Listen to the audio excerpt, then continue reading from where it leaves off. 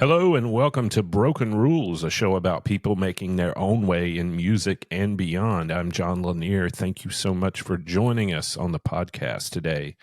Today we have a great interview with a really good, dear old friend of mine, Rhett McAllister. Rhett's going to talk about some of the things he's done in his life in music, and a really good conversation. And he's a really good musician and just a dear old friend of mine. And I think you're really going to love hearing his perspective and about his life and some of the cool things that he's done. He is part of a duo with his wife, Jill, who's also amazing. They're called Arlington Priest. Lately, he has been playing in a new band on his own in North Carolina. And we're going to talk a little bit about that. We're going to put some links to all of his stuff in our show notes so that you can check out all of the things that he does musically that is available online. And I think you're going to love this interview. This is Rhett McAllister. All right, Rhett, thank you for doing this, man. How are you? Yeah, good. How are you? Thanks. I'm doing good. This is a new thing for me, so we're trying to get used to it, and so far so good. So if I screw something up, don't hold it against me. Will do. Yeah, same here. But yeah, I appreciate you doing this. You and I have known each other for over 30 years, if my recollection is true. And I was taking some years. Huh. That's right. Well, it is 2024, and I think I met you in 1993. That's right. God, that's right. I can't believe it. And also, one of the things that when I was taking some notes before this, I can remember the exact moment that I met you, I think, at University of North Carolina, Greensboro, when you were coming out of we had the same voice teacher, and you were coming out, I guess, and I was going in, and I was wearing a Elton John t-shirt. Yeah. Do you remember that? I do remember that. And you were like, hey, man, you like Elton John? Yeah, I was like, you must with that haircut. So, for those of the audience, John had a flamboyant haircut. My hair was, I just had bangs, only bangs. That was not a good look. Not a good look. But what I wanted to do, Rhett, was just talk about a little bit about your history in music and what you've done. And you've done a ton of stuff. When I started writing things down, I was like, oh my God, I can't remember. And I know there's lots of stuff that I didn't even remember here. And some of it, maybe I misremembered.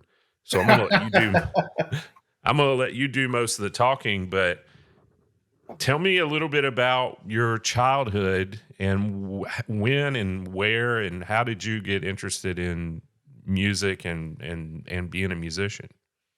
Well, it's probably like most of I guess us or the friends that I had, where for me it was being exposed to a lot of it at a young age because my parents were both music lovers and singers and musicians. So people that know my dad and mom too know that they were musicians. They were both really active in the church, especially. So I kind of grew up going to a lot of choir practices with them and would sit and listen to a lot of that. To be honest with you, that might be probably where some of the harmony, where I picked up a love of singing harmony. So I was just always singing it, into music, liked it. I remember, my mom had a piano, so she got me piano lessons early on. And I remember the teacher, yelling at me because my ear was better than I couldn't read the music as fast as my ear could pick it up for you. Oh, cool. Which has been a plague for my whole life pretty much, is that I've always relied on the ear faster than the reading. So I cheated, but I always like to try to just mess around with finding things out, and eventually kind of picked up the guitar and other things. So you probably absorbed a lot of that harmony just by sitting in on those rehearsals. I think so. Jill had the same experience. My wife, Jill, for those, we talk about that because we share a love of harmony, and she grew up with that experience too, singing in church choirs and just having harmony always around her, sung always around her. Yeah.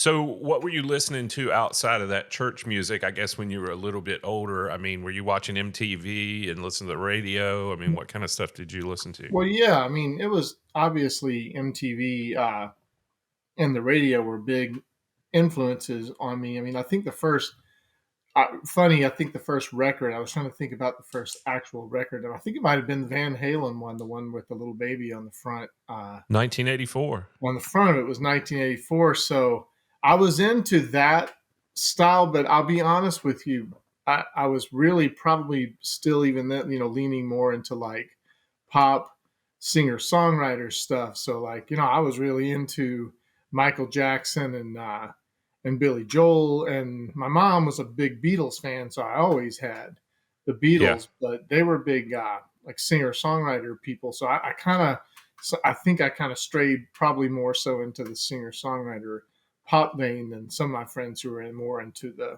rock and hard rock. But I Right. mean, I like that music and listen to it, but probably not as much as some of them. Right. So, you're probably talking about James Taylor and people like that. Oh yeah, Dan Jackson Brown Fogelberg, and Jackson Brown, Dan Fogelberg, James Taylor. Yeah, I mean, the Eagles. yeah, with the Eagles, we we'd share that. Yeah. That was really a lot of the harmony based bands was what I really liked to listen to. And Yeah. classic rock. A lot of the in a lot of the '80s, really those bands that were doing power ballads and all of that. Foreigner. To be honest with you, uh, Mhm. I really liked. But I mean, I was kind of all over the place, I guess, if you think about in the '60s, kind of anything melodic. I guess, over the years have I'm a really fan of melodic music, anything really melodic. So Yeah. it kind of runs the gamut. Yeah, even this definitely happens now, and you have a kid about the same age as mine, and even before I had a kid, I would notice this, and I noticed this about me, and I assume you did this too, even though we were listening to Michael Jackson and Prince and Billy Joel, who was had a pretty long career, but probably before we were aware of it. But we were also a lot of people in my generation, especially people who turned out to be musicians or just had that thing, had a Beatles phase, Oh and yeah, then yeah, had a Elton John phase or a Led Zeppelin phase. And was that kind of the same thing where you focus in on it something that was. was 10, 20 years older? Oh yeah, at the time, I've always probably been listening to older music.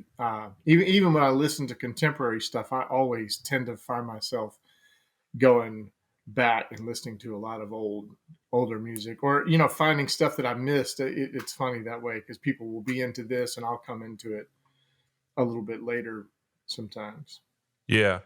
So was your first entree into music playing an instrument or singing or It what? was singing for sure. When I was younger, I was always singing, and my mom, like I said, my parents were singers, musicians. My mom really loves classical music, so I was in choirs, like boy choirs, from a young age, singing that kind of stuff. So you can imagine, Yeah. that what that was like in the neighborhood. It's Rhett singing boy Did soprano, hanging did out. you sing with symphonies and things like that?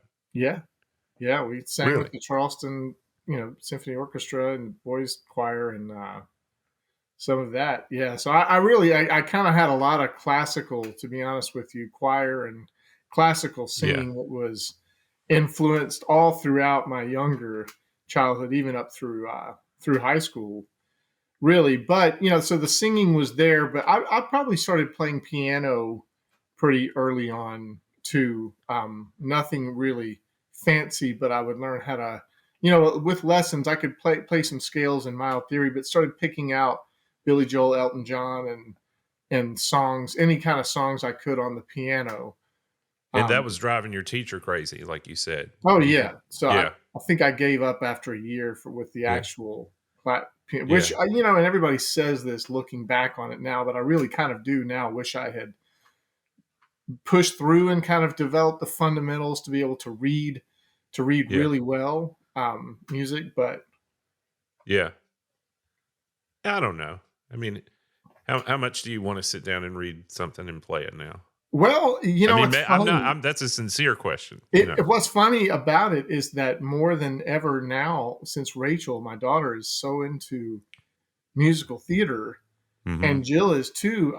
To be honest with you, it probably would benefit me to be able to read a score and accompany Yep. them a little bit more. Yep. So, to be honest with you, it's something I'm considering doing, seeing if I want to go back in. I can sight read, I can read music. It's just I Yeah. can't read it that quickly. But when you're surrounded by people, like Clint or Christy Elkins, all these people that we know who are really, really good piano players, it's kind of like let them do what they do. Because I got a Yeah. feel that's different, I think, as you do. Mm-hmm. When you play pop music or play by ear, I think it enables you to have a feel that's different than when you're reading music. Yeah. Yeah. Do you do you remember any of the pieces that you did in the boys' choir? Well, I'm sure we did Panis Angelicus, if you remember that old Yeah. Yeah. ditty. That was always a popular one. Man, I can't remember what we would have done. I'm sure we sang a lot of Handel, a lot of stuff from Yeah. Messiah and Mozart. I do remember a lot of Mozart stuff because I think we did the Magic Flute at one point So too. did your voice change and you got kicked out of the boys' choir at some point, or how did that work? So, man, this is really pretty embarrassing, but my voice really didn't change ever, as you can tell from now. Until you When were 38? I was in ninth grade Uh-huh. in high school, and I was still singing, I think, alto in the high school. I went to honors chorus that Uh-huh. year. Like how I didn't get beat to oblivion is really. I went to high school honors chorus and sang alto, and my Uh-huh. voice was still high. And they were looking at doing the musical, and they were like, "Hey, we're going to do Oliver," because they got really excited. So the summer after my ninth grade year, I grew about 6 inches, and my voice changed Yeah. and went down. Okay. So So that was when, did you do Oliver? yeah, I was the Artful Dodger. They had to get a Okay. girl to play Oliver because Yeah. we were casting outside the lines back then. Yeah. Yeah, I guess I knew that, but uh I didn't know that I guess you had told me that, but I guess I forgot. That's really neat. So you were starting singing really young, and at the same time that 10, 12, 13-year old or before, you were playing piano too. Right. Yeah. And did you at that time did you have an idea of what you wanted to do? I mean, because with the classical thing, with the sort of singer-songwriter stuff that you were playing, were you writing songs? Did you want to be a songwriter? Did you want to be um, a theater singer, or what did you have any vision of your future at that time? Obviously not. Otherwise, I would probably be pretty successful with music. No, I think that was, in all honesty, I've always been a little bit all over the map, and I want to do a lot of different things. So probably, with jack of all nature, trades nature. Yeah, I do. Even now, I struggle because I have the theater aspect. There was that part of me that for a while I really I could see acting, could see the Uh-huh. theater thing. I could see singing, singer songwriter. Really, for a while, I think I even really seriously envisioned maybe being an opera singer or Hmm. going down that road, singing classical when we were in college, because I think I was pretty good at it at that time. So Oh, you I were. think I think the nature of I always bounce around. I have ADHD, but a little bit as well. So I think, to answer your question, no, I probably didn't have a good solid. I just knew music was what I was Yeah. really, really passionate about, and like the only thing I was really very good at. Yeah. Yeah. Well, you definitely were really good at all of that. And maybe we can talk about that a little bit. And that's where we met, which was at UNC Greensboro. And, what you just said, that was the only thing that you really wanted to do and were good at. So I guess there was no question that you were going to go to college and that's what you were going to go for. And UNCG, if people don't know, and I guess it's probably changed since then, but back then there was not a lot of contemporary stuff being studied at a university setting outside of, Berkeley and a few other places, but um, it was classical. And I guess that was the goal then, right? Or that was the goal for college. That was the ticket to college. It was the ticket. And I tell you, I think about this a lot, is you might too, but God, our generation was really right on the cusp of some just really drastic changes with technology when it came to recording. When you think about cell phones, when we were in college, going to college, we didn't have any of that, and there really was not this music production degree that a lot of people get now. So you're right. It was maybe there was Berkeley College of Music. There were very targeted schools where you could go and get some sort of contemporary music degree. But for everybody else going music, it was pretty much you were going to go and learn how to sing classical music, maybe some jazz, maybe that, and then you were going to figure it out from there. And Yeah. most Well, of the people I talked to had that. Yeah, even at UNC Greensboro, they had a theater program where people were doing music theater, but that was not even part of the School of Music. That was like, no, Right. no. I mean, it Yeah. was strictly Italian style classical opera was the thing. Yeah, it was very conservatory based. Yeah. And I think about that now, having, it's like we were. I feel like as a child, you think about this too. It's not like I had much of a choice, and the state schools at UNCG it was a good deal. They were offering scholarships as well, so I felt very fortunate, truthfully, Yeah. to be going to school to study music. Yeah. And it was known and still is as a really, really top-notch music school. Yeah. Yeah. So I think about it a lot, but at the end of the day, I still feel like it was a great degree. It was a great place to go. It was a great outlet. I think it may have been even a better thing because it probably made you more rounded because you got all that other stuff before and after. Because when you and I met and several others, we discovered that, yeah, we do this, but we like all this other stuff too, which was a little bit unique at that time. There wasn't that many people that were most of the people that were there, I think, were pretty hardcore for the classical stuff. So, oh yeah, I mean, or they left. I think I think about a few of the people who would come into the program, and they would quickly be gone. I think if it was not that serious to right. them. So I mean, even now, I do think that it did weed out some of that, and even back then, I think I knew that it was so important to me. I wasn't quite sure where to go with it. I think some competition would have been good. Probably when I look back at it now, it would have been interesting. But that's a whole rabbit hole, right? That you can should have done this or studied this. So yeah, but then I mean, I know at that time, certainly when we met, you were playing guitar and you were definitely doing other things. And I remember, I think you knew a lot of Billy Joel songs that you'd play on piano and sing. And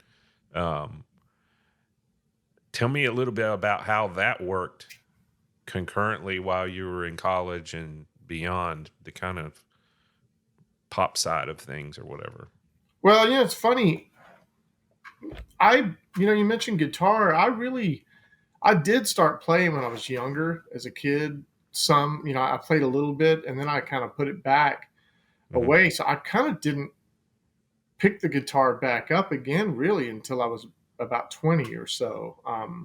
Like right about the time I met you really, and we started hanging out, and that's kind of when I got back into playing guitar. So before that, it had really been piano, which was probably when I met you. I was probably playing the Piano Man, Billy Joel, Elton John, all of that stuff, and I was bouncing. For sure. So and to answer your question about writing, I was writing at that point, but I still had the same sort of affliction that I have now, which is really difficult for me to finish songs. I have a lot of ideas. I have a lot of verse and a chorus or this kind of a thing, but the perfectionism, I always struggled with completing ideas because I didn't think they were perfect or not quite Hmm. good enough. But I did have a lot of stuff that I was writing at that point that was pop kind of stuff, and it was probably really, really in line with Billy Joel or Hmm. Elton John. When I look back at some of that, and when I picked up the guitar, it was more folky. I was doing James Taylor and Eagles because at that point we all sort of. I guess now I look back at country music's always been popular, but I feel like in the '90s a lot of people were crossing over into country music. So truthfully, at about that time, I was really seriously considering a country career. Trying to Hmm. figure out maybe how to go more that way. Yeah, country's had a few of those waves like that, but that was the Garth Brooks wave, and even before that, maybe Yeah. Clint Black and some people who were. I mean, Clint Black was really huge. I think I may have my timeline wrong, but maybe No, Garth I was put a the big fan of kibosh on Clint that. Black. Yeah, Yeah, and Garth Brooks and all of them. But it was, I guess, for me, not that I didn't like grunge and everything that was coming out of that, because I yeah, did, but I've just always I've always had a love for the acoustic guitar. I've always, for some reason, I keep going back to it. I really yeah, love the acoustic guitar. So country, I think at that time was the thing that was a little bit more acoustic. And if you were a singer, a good singer, that seemed to be the kind of way. So yeah. I think, and those country rock, those kind of bands. And, it was funny because that's when Hootie and the Blowfish really, if you want to think kind of in a funny way about those influences, Hootie and the Blowfish sort of, I think, brought college rock kind of that sound back in the forefront in a way, and everybody took off with that Hmm. sort of hybrid sound, which I think is where we fit into that at that time and place, into that Yeah, sort of sound. yeah. Prominent acoustic guitar, but with sort of rock sensibilities, but still focused on a song.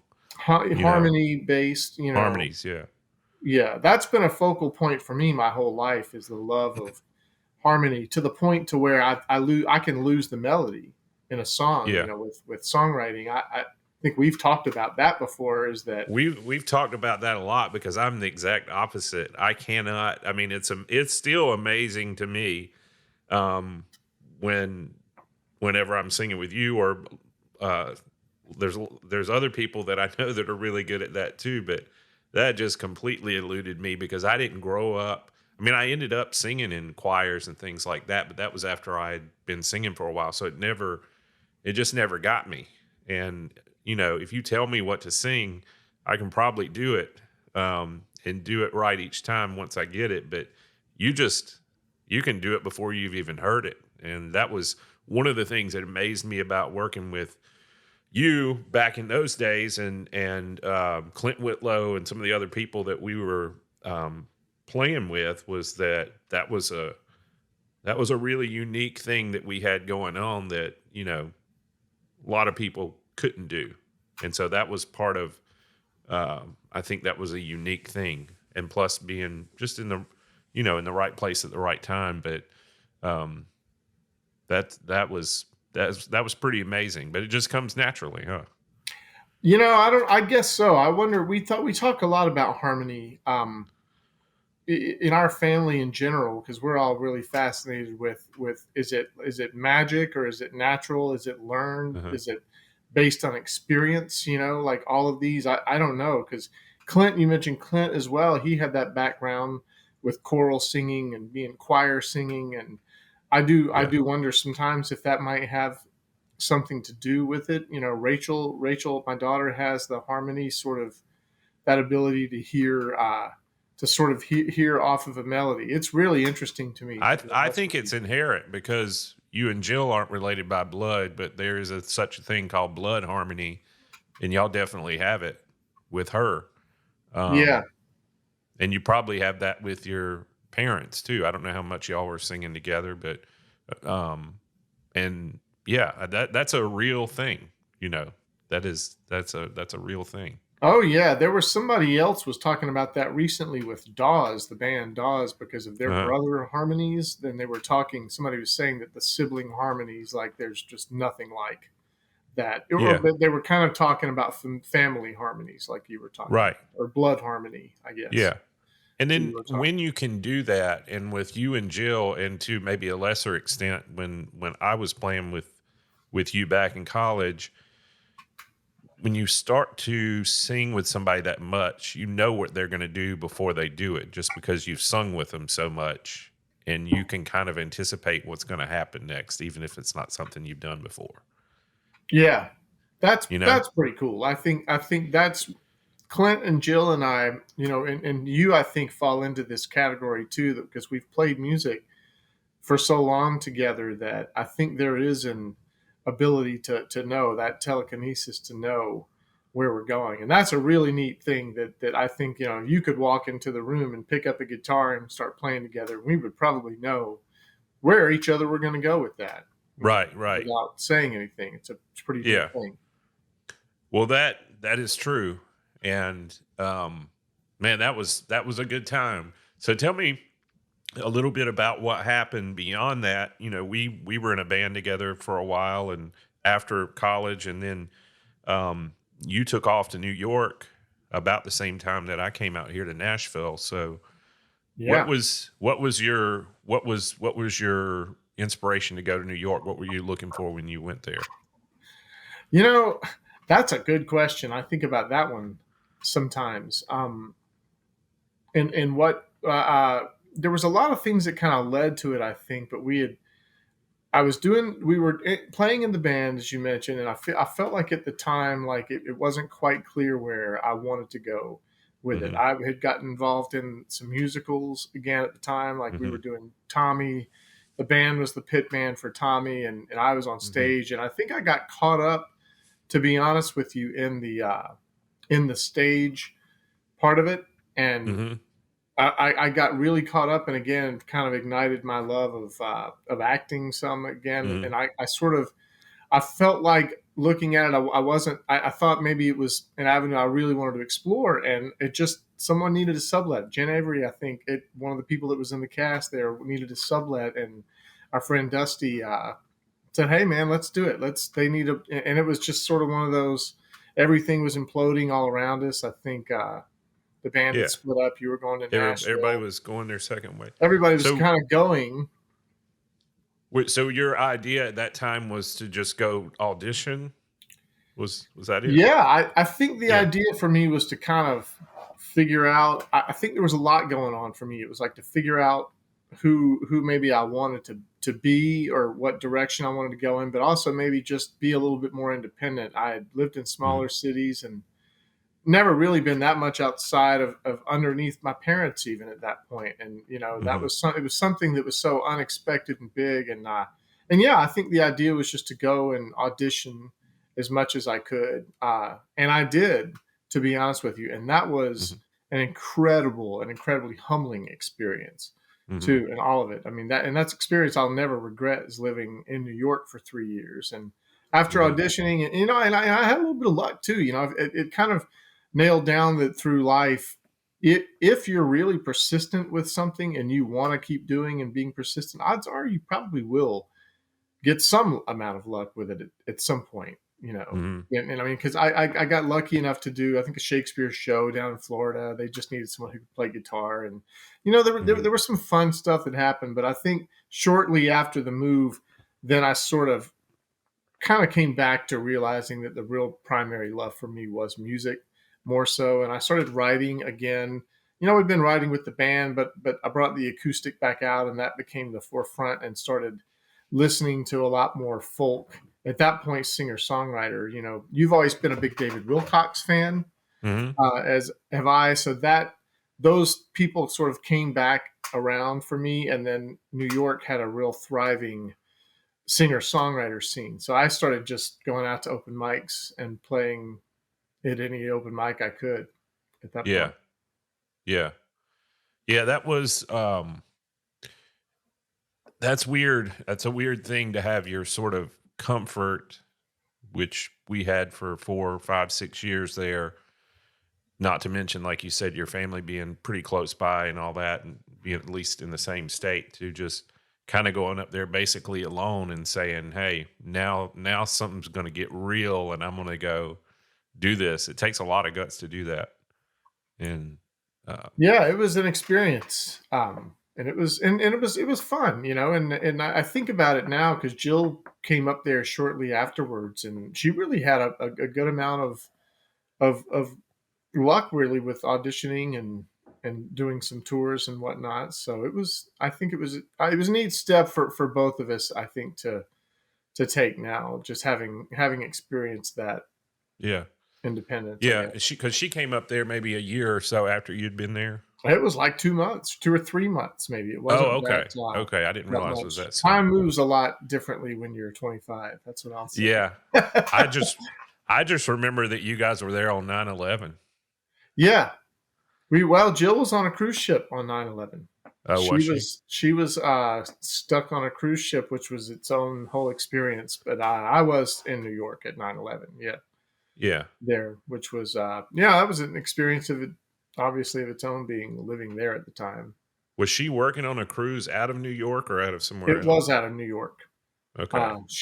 They were going from New York to Bermuda. And fun fact, Tina Fey was actually on her same cruise ship when it caught on fire, and she wrote about that in her book that she wrote. So I'm not giving away any Tina Fey details. was working on the cruise ship? No, Tina Fey actually went on honeymoon on the same cruise where Jill was working as a performer.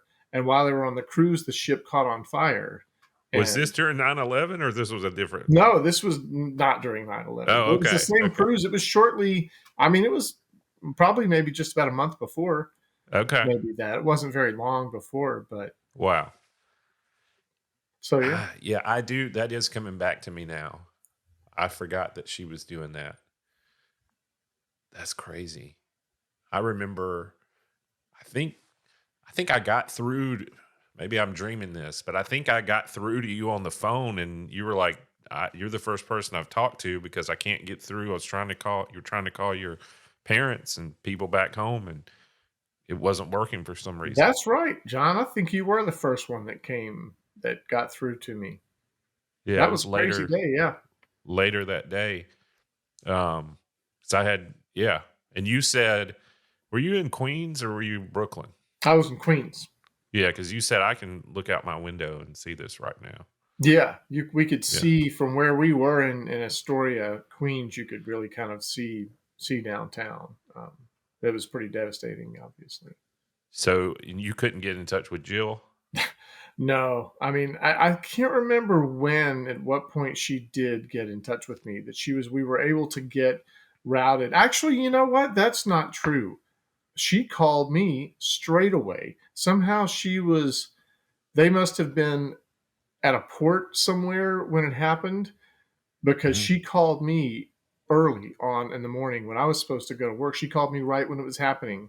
In fact, she called me. I woke up. I was working late that day. I picked up the phone. She said, "Oh my God, are you at home? Are you watching the news?"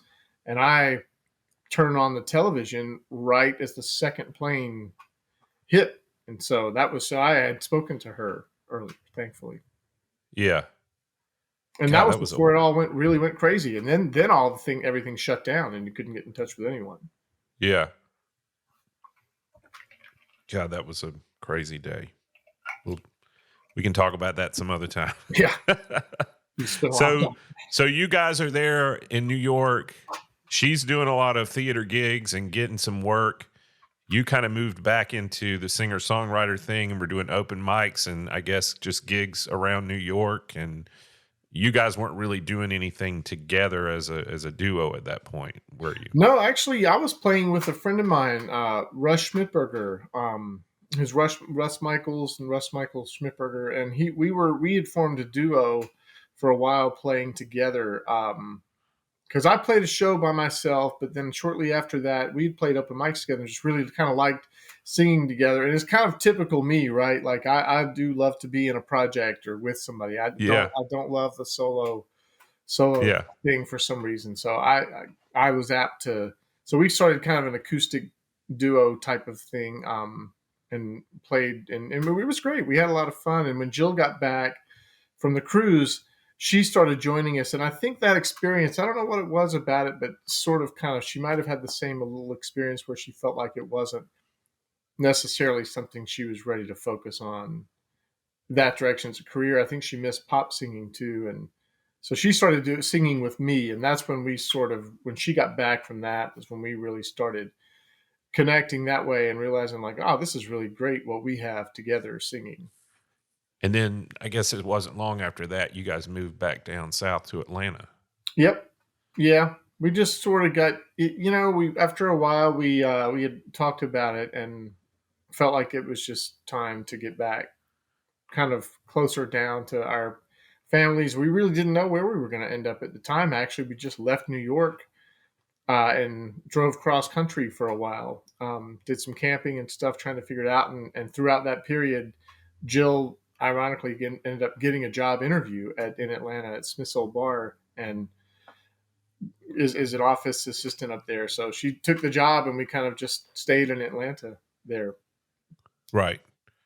And you guys were then known as Arlington Priest. Well, you're Yeah. still known as that, I guess, but that's when you guys started playing and doing shows around there, and I think playing all over the place, right? Touring and Yeah. Well, we say touring, but it was, and we did tour, some touring light. We never really hit it for months at a time necessarily. right, But I think right, there was a time right after we kind of we let up, and then we worked with a really talented guy named Will Robertson in Atlanta. It's a great yeah, he's producer good.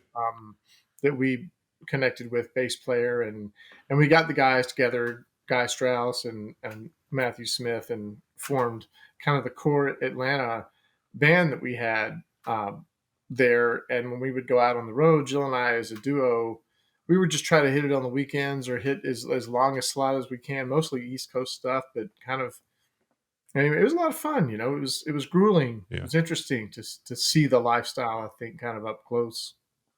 And then you guys made that record with Will, and which was full band production on a lot of it, and some of it. I mean that record is got a lot of varied styles on it, like we've been talking about. It's not just one thing. I wouldn't say it was a folk record. Some of those stuff is folk, but some of it's pretty pop, and some of it's rock. But it is kind of theatrical too, which makes perfect sense. Yeah, it's funny. It's funny now too because Rachel, our daughter, was listening to the record, and she kind of asked if we were really into country or we identified as country at the time. Because if you listen to it now, I think definitely we were running in that Americana vein, and which has also been kind of a thread because we talked about the country music thing Hmm. before. So I guess people that knew us for a long time wouldn't have been surprised with the somewhat of a Yeah, country flair to it. yeah, And that was Americana, that coined term at the time had just sort of come about. People were trying to figure out what this was, singer songwriter country. I'm not really sure it's even a thing, but we were I we were think kind of Todd Snyder, I think, is the one that said Americana is just unsuccessful country. well, that probably is about right. Yeah, I thought that was hilarious. What's but that Americana? It's just unsuccessful country. that's right. Todd, he was one too. Todd Snyder was one we saw a lot, and he was just well. I was going through a lot of that at that period in time. I was really studying that solo, singer songwriter Daryl Scott, who we've talked about a lot. Yeah, He was a yeah, huge influence at that point on me, probably as well. I was really trying yeah, to do stuff like that, which I still wish I could, yeah. do some stuff like that.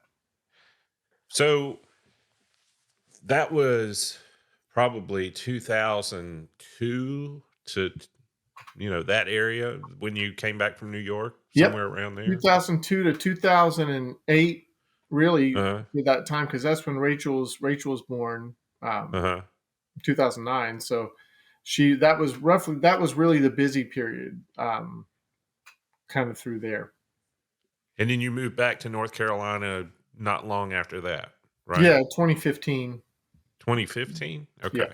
we moved back to North Carolina to just kind of relocate. We had sort of taken a break, I think, with the music thing, and for a while I was teaching guitar, and we sort of, I don't know, we felt family, we felt a lot of things. My parents were moving, we sort of wanted to change, and we ended up relocating back. here to North Carolina, which has been, a trip And series. you guys are still doing the duo thing, but I know you're doing other things too, because I know Jill does a lot of theater and, um, what are you doing now besides I know you guys are still doing that, but I know you're doing other stuff too. Yeah, it's funny. We were talking because somebody asked me the other day. They said, "Yeah, what is Arlington Priest now?" And we were kind of trying to figure out exactly what that is, because I'm still writing. I think Jill Jill is really she really, I think, is focusing a little more on theater right now, and she kind of reignited her love of theater. And Greensboro, this is a really great community. I'll say that, for if Yeah. you're into music, theater, any that community is Yeah. huge here. So they've got Yeah, it is. just tons of outlets for it. So we are still playing. We've actually been playing. We play at church in the group with Clint, who's working there, which has been great. That's it's been a nice outlet to be able to just play and kind of explore playing. To be honest with you, when I moved to Greensboro, that I kind of started playing more and focusing on the playing, and got to do some fun stuff. I got to play show in a pit for a musical, which was a neat experience. So Yeah. that kind of led me around to doing some things, now I'm in a group now, like the Royal Cab Co. with a guy Mhm. Tom Royal, which I'm sure we've talked about that before, Yeah. Yeah. which has been really really awesome, a fun project that's come about. And are you That's writing with them, or they're just doing some of your stuff and you're doing some of their stuff, or No, but what's yeah, happening? right now Tom is a really great writer. I think songwriter, and has released a lot of stuff on his own, Uh-huh. and I think wanted the idea to start a collaborative effort where maybe he didn't have to sing all of the songs that he had written, or sing some if he wanted to. And he just knew me through Jill, and we'd known each other for a while, and I reached out, and he decided to pull me in to bring some of my songs and sing some of his songs in. And Jason Blaylock is another guy that's a local Uh-huh. musician that's in, and he's going to sing some as well. So Uh-huh. far it's been really collaborative, in that we're singing a lot of different songs, coming up with different ideas that we want to do together, some cover ideas, and writing, maybe potentially, I think about like writing together if we can, trying to do some co-writing stuff. We're right now That's a just thing. Yeah, I was going to ask you about that, the co-writing thing, because maybe you and I have done a little bit of that way back, and I know you and Jill have, but outside of that, have you ever done um, a lot of co-writing? I have not, and I struggle with it. I don't know if I you don't do need, or let not. me correct myself. Maybe you and I haven't really done any co-writing. We've worked And together, but we've written separately. And I I think, know, yeah, and that's what I was trying to remember, if we'd really, because I'm sure there was a time. I think there was a time in the tread where we did work on some stuff that was one of your ideas and one of my ideas, and we'd mash them uh, together. But it really, I feel like we always tended to write singularly, like, and yeah, back to band, and where we would each bring in our individual songs. And I've always been like that. So I struggle to co-write, to be honest with you. And it's something that I'm trying to work on now, because a lot of the people that I really find myself now being influenced by, or looking at people, that they're all co-writers, and they really tend to thrive with co-writing. But I have a yeah, hard time opening myself up, I think, to it, especially with the lyrics. yeah, So with co-writing, I marvel at it when people can do it, and do it so well. Um, so it's something that I'm trying to open myself up to right now more. yeah. Yeah, I was listening to somebody talk about co-writing. Of course, that's what everybody does here in Nashville, at least on the Music Row commercial side of things. But Yeah, you have to kind of give yourself, like, take your thing out of it, and what's going to be best for the song. Like, you might have this killer line that maybe doesn't quite work there. You have to be able to say it's really good line, but maybe it's not the best for this song, and pull it yeah, back and try to use it yeah. another time. It's funny, Jill and I, we were the ones. I imagine I managed to co-write really successfully with her for a while, and I don't know what the difference. It could just be a total trust thing. You know, we have Yeah. that intimacy there, and it's a vulnerability with it. But even a lot of times, I feel like she's my editor to be, or we act that way because I'll write something and then ask her what she thinks of, or sort of craft it this way or do that. But we did a lot. We were able to do a lot of co-writing together. Yeah. Well, I'm anxious to hear this Royal Cabco when that gets going and you guys get going. Do you guys have any plans to record or anything yet, or is that That's too my early? hope. Is that, you know, Tom's a great, I think, producer in his right. So I think the hope is that we'll start to do some collaborating on new material and flesh it out, and then take it into the studio and record. And right now we're recording the rehearsals we're doing to try to get something decent to put together to get a sound Right. for where we're at. Which I think it's gelling pretty well. Honestly, I'm really excited about it. I'm having a really great time with it so far. It's a neat Yeah, it's group of cool when you people. get a new outlet Yeah, that's unfamiliar to you and you're like figuring out where you're going to fit in this, but you also sounds like you got some great other people that you're working with there too that just makes it even better, you know. yeah. It'll be fun. And Jill's glad about it too. I think that I can get out of her hair for a while. Yeah. It's been really fun. That has been